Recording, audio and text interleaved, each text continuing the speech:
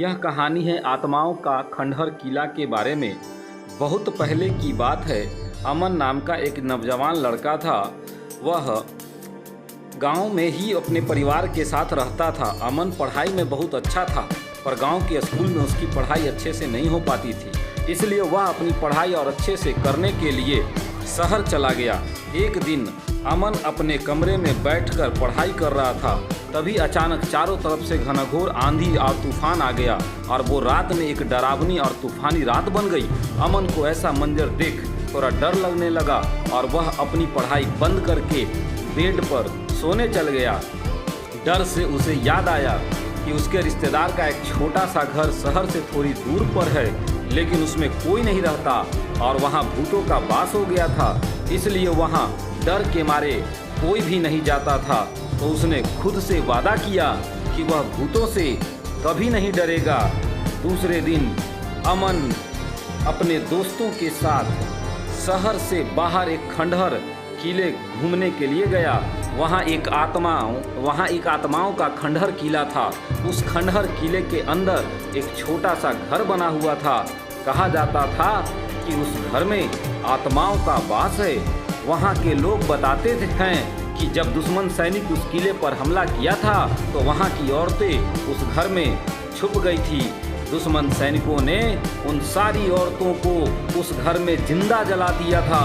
तब से उन औरतों की आत्माएं उस घर में भटकती है। जो भी उस किले में घूमने के लिए जाते हैं वह बाहर से ही किले में घूमते हैं, कोई नहीं उस घर के अंदर जाता है।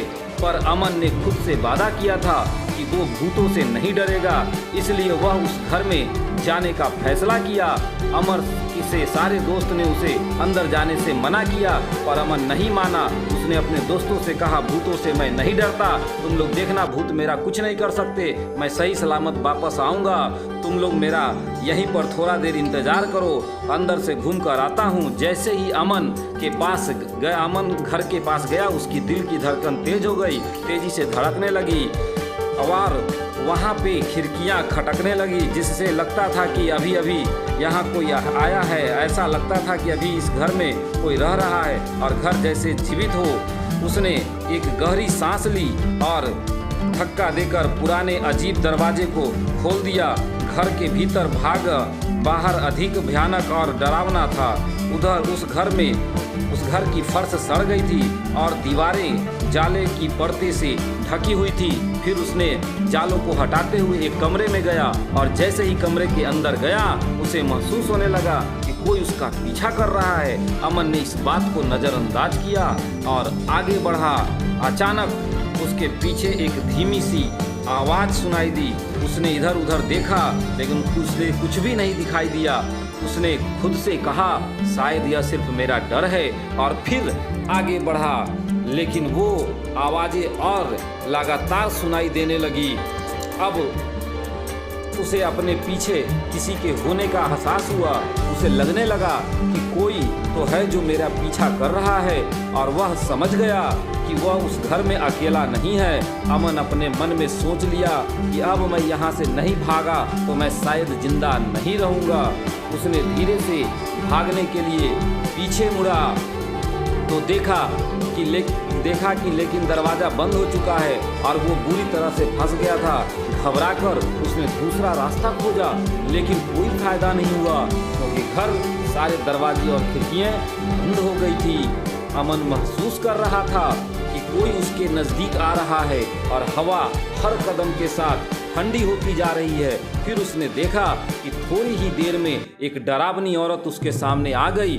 उसके सफ़ेद बाल, आंखों से खून के आंसू बह रहे थे और लंबे लंबे दांत और चेहरा पीला पड़ा हुआ था और उसकी आंखें बदली की भावना से जल रही थी। वह चुड़ैल अमन की ओर बढ़ी और अपने हाथ उसके छाती पर फेरते हुए उसके कान में धीरे से बोली, तुम यहाँ कभी नहीं आना चाहिए था, अब तुम कभी नहीं जाओगे।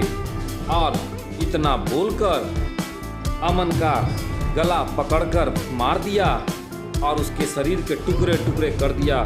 उसके साथ ही अमन इस दुनिया से चला गया। अमन के दोस्त बाहर उसका इंतज़ार कर रहे थे। काफ़ी समय बीत जाने के बाद भी जब अमन वापस नहीं आया तो उसके दोस्त समझ गए कि अब अमन कभी वापस नहीं आएगा। अमन के दोस्तों ने अपने उसके घर वालों को ये सारी बातें बताई। घर वाले उस जगह पर पहुंचे और वहां पास में रहने वाले लोगों ने किसी को अंदर नहीं जाने दिया और उस किले को भी हमेशा के लिए बंद कर दिया गया ताकि कोई गलती से भी उसमें ना जा सके।